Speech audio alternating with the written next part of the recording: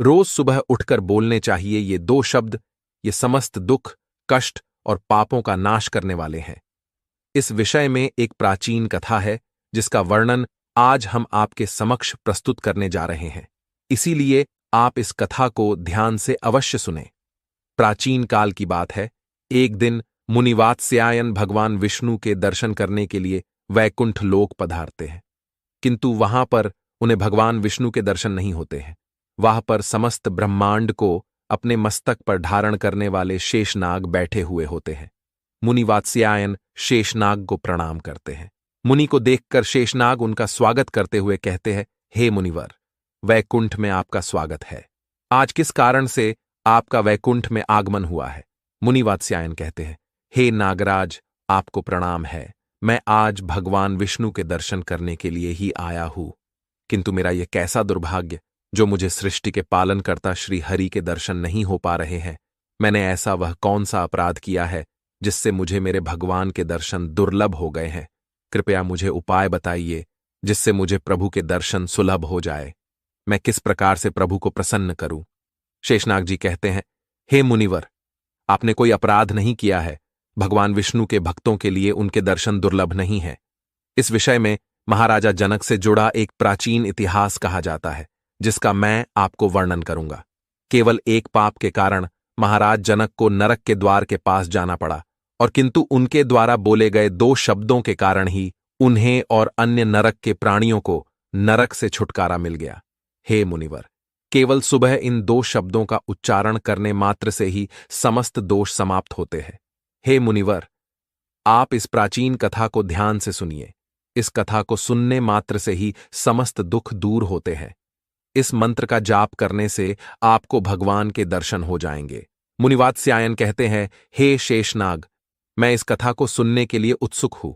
कृपया आप इस कथा को मुझसे कहिए, मैं ध्यानपूर्वक इस कथा का श्रवण करूंगा। फिर शेषनाग मुनि वात्स्यायन को वह महान कथा सुनाने लगते हैं। हे मुनिवर, त्रेता युग की बात है, जब भगवान राम और माता सीता मनुष्य देह का त्याग करके अपने धाम को चले गए थे। उसके कुछ समय बाद देवी सीता के पिता श्री महाराज जनक ने योग के द्वारा अपने शरीर का परित्याग कर दिया। देह का त्याग करने के पश्चात उस समय उन्हें ले जाने के लिए एक दिव्य विमान प्रकट हुआ। फिर महाराज जनक उस दिव्य विमान में बैठकर जाने लगे। कुछ समय बाद वह विमान तीव्र गति से यमपुरी पहुंच गया। फिर महाराज जनक का विमान यमपुरी के संयमनीपुरी के निकट से जाने लगा। उस स्थान पर अनेक नरक है, और उन नरकों में अनेक पापी जीव सजा भुगत रहे होते हैं। जैसे ही महाराज जनक का विमान उन नरकों के पास से गुजरने लगा, तो वहां की वायु महाराज के शरीर को स्पर्श करके नरक के प्राणियों को सुख प्रदान करने लगी। उस शीतल वायु से नरक के प्राणियों को नरक की भयंकर अग्नि में शीतलता प्राप्त होने लगी। जैसे जैसे महाराज का विमान उन प्राणियों से दूर जाने लगा, तो फिर उन प्राणियों को नरक की अग्नि से जलन होने लगी, और वे जोर जोर से चीत्कार करने लगे और महाराज से प्रार्थना करने लगे, हे महात्मा, कृपया यहां से दूर ना जाओ। जो वायु आपके शरीर को छूकर हमारी ओर आ रही है, उससे हमें बड़ा सुख मिल रहा है। नरक की अग्नि की दाह कम हो रही है। महाराज जनक बड़े महात्मा थे।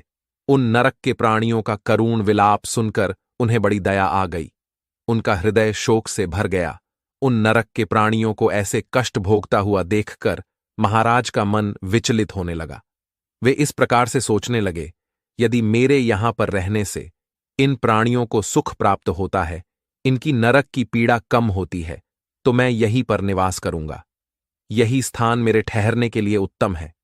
इतना सोचकर महाराज जनक उन प्राणियों को सुख प्रदान करने के लिए नरक के द्वार के पास ही रुक गए। वहां की वायु महाराज के शरीर को छूकर उन प्राणियों की ओर जाने लगी और उन्हें सुख प्रदान करने लगी, जिससे नरक के सभी प्राणी महाराज को धन्यवाद देने लगे और कहने लगे, हे राजन, आप बड़े पुण्यवान हैं। हम पापियों को सुख प्रदान करने के लिए आप उत्तम लोक का त्याग करके यहां पर ठहर गए हैं। फिर कुछ समय के बाद उस स्थान पर नरक के देवता यमराज आ जाते हैं। यमराज देखते हैं कि महान पुण्यात्मा तथा दयालु महाराज जनक नरक के द्वार के पास खड़े हैं। महाराज जनक को वहां पर खड़ा देखकर यमराज को बड़ा आश्चर्य हुआ। वे महाराज जनक से कहने लगे, हे राजन, आप तो बड़े पुण्यात्मा हैं, समस्त धर्मात्माओं के आप शिरोमणि हैं। भला आप इस नरक के द्वार के पास कहां से आ गए? आपको किस दुष्ट ने यहां पर खड़ा कर दिया? आप जैसे पुण्यवान मनुष्यों के लिए यह स्थान उचित नहीं है। आप तो विष्णुलोक के अधिकारी हैं। यह स्थान तो पापी और दुष्ट आत्माओं के लिए है। इस स्थान पर आप जैसे पुण्य आत्मा नहीं आते हैं। यहां पर उन पापियों को लाया जाता है जो दूसरे मनुष्यों के साथ द्रोह करते हैं, दूसरों पर कलंक लगाते हैं, दूसरों का धन लूटते हैं, पराई स्त्रियों के साथ विचरण करते हैं। जो अपनी पतिव्रता धर्मपरायण स्त्री को त्याग देता है, उन लोगों को यहां पर लाया जाता है और नरक की सजा दी जाती है। जो धन के लालच में मित्र के साथ धोखा करता है, उस पापी को मेरे द्वारा इन नरकों में डाल दिया जाता है। जो भगवान में आस्था नहीं रखते, जो नास्तिक होते हैं, धर्म कर्म नहीं करते हैं, उन्हें ही इस नरक में डाल दिया जाता है। जो भगवान विष्णु के नाम का स्मरण नहीं करता, जो समस्त नरकों से मुक्ति दिलाने वाले भगवान विष्णु है, उनकी पूजा कभी नहीं करता, उन मनुष्यों को ही इस नरक में गिराया जाता है। बड़े बड़े पाप करने वाले प्राणियों को मेरे दूत घसीटते हुए लाकर इस नरक में गिराकर भयंकर दंड देते हैं। इसीलिए हे राजन, आप इस स्थान से चले जाइए। आपके जैसे भगवान विष्णु के भक्त को यहां पर ठहरना नहीं चाहिए।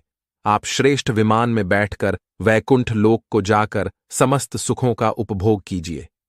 यमराज के द्वारा इतना कहने पर महाराज जनक कहने लगते हैं, हे धर्मराज, इन प्राणियों का करुण विलाप सुनकर मुझे इन पर बड़ी दया आ रही है।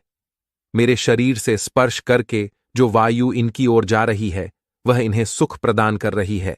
इसीलिए मैं इन प्राणियों को ऐसे कष्ट में छोड़कर नहीं जा सकता। यदि आप नरक में पड़े इन प्राणियों को छोड़ दें तो मैं यहां से चला जाऊंगा।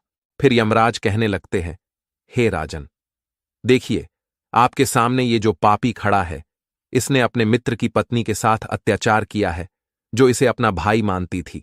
इसीलिए मैंने इसे 1000 वर्ष के लिए इस नरक में डाल दिया है। सजा भुगतने के बाद इसे सूअर के जन्म में डाल दिया जाएगा। ये जो दूसरा पापी आपके सामने खड़ा है, इसने बलपूर्वक पराई स्त्रियों को आलिंगन दिया है, इसीलिए इसे 100 वर्षों के लिए इस रौरव नाम के नरक में डाला गया है। और उसके पास ये जो तीसरा पापी खड़ा है, ये बड़ा ही नीच है, इसने दूसरों का धन चुराया है, इसीलिए इसके दोनों हाथ काटकर इसे नरक में पकाया जा रहा है। ये जो चौथा पापी है, इसने अपने द्वार पर आए अतिथियों का कभी सम्मान नहीं किया, सदैव उनका अपमान ही किया है, इसीलिए इसे अंधकार से भरे तमिश्र नाम के नरक में डाल दिया जाएगा। ये जो पांचवा पापी है, इसने हमेशा ऊंचे स्वर में दूसरों का अपमान किया है। ये छठा पापी खड़ा है, इसने कान लगाकर दूसरों की निंदा सुनी है, इसीलिए इन दोनों को भी 100 वर्षों के लिए नरक में डाला गया है। ये जो स्त्री है, इसने कभी अपने पति का सम्मान नहीं किया, सदैव अपने पति का अपमान ही किया है, इसी कारण से इसे भी नरक में कष्ट भोगने पड़ रहे हैं।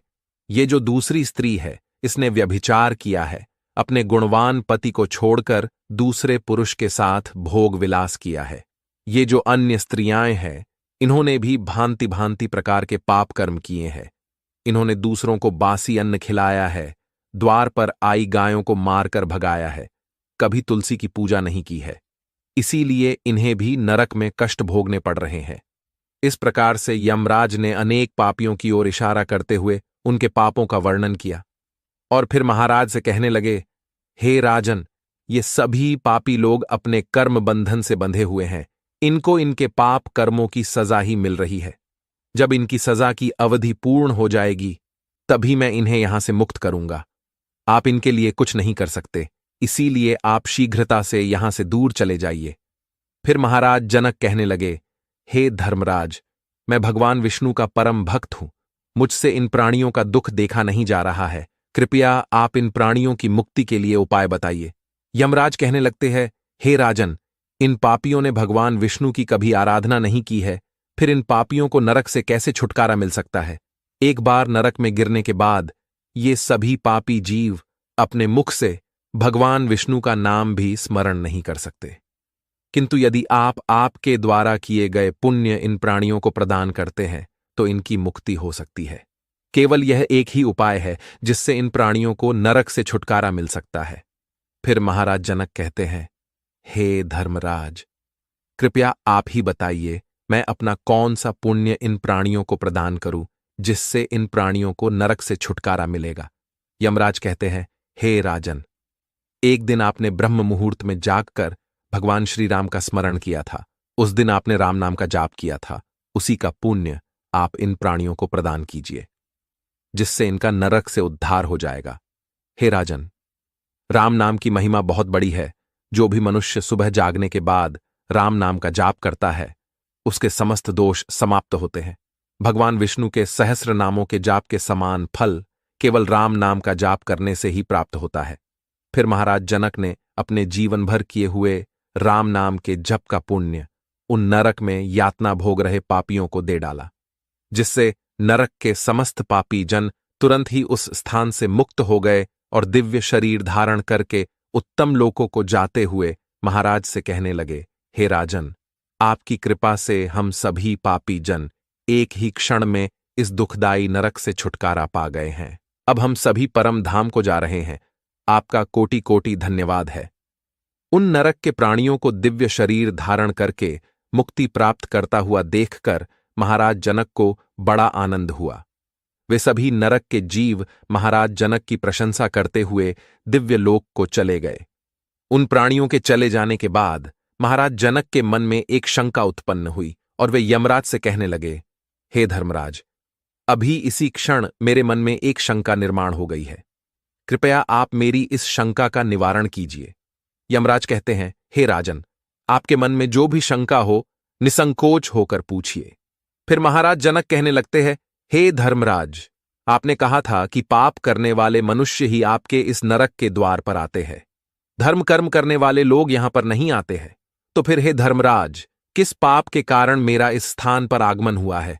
इसीलिए कृपया आप मुझे मेरे पाप के बारे में बताइए। मैंने ऐसा कौन सा पाप किया था जो मेरा इस नरक के द्वार के पास आना हुआ? फिर धर्मराज कहने लगते हैं, हे राजन, आपका पुण्य बहुत बड़ा है। इस पृथ्वी पर आपके समान पुण्यवान कोई और नहीं है, किंतु आपके द्वारा अनजाने में ही एक पाप हो गया था। उसी पाप के कारण आपको इस नरक के द्वार के दर्शन करने पड़े हैं। एक समय की बात है, आप रथ में बैठकर वन के मार्ग से गुजर रहे थे। वहां पर एक गाय वन में चर रही थी। आपका रथ उस गाय के सामने चला गया, जिस कारण से आपके द्वारा अनजाने में ही उस गाय के चरने में रुकावट निर्माण हो गई थी। इसी एक पाप के कारण आपको नरक के द्वार के दर्शन करने पड़े। मनुष्य को गायों को कभी सताना नहीं चाहिए। गायों को कष्ट देने वालों को भयंकर नरक में डाल दिया जाता है। किंतु आप बड़े पुण्यवान हैं, आपने अनेक गायों की सेवा की है, आपके द्वारा अनजाने में यह पाप हुआ था, इसीलिए ही आपका इस नरक के द्वार के पास आगमन हुआ है।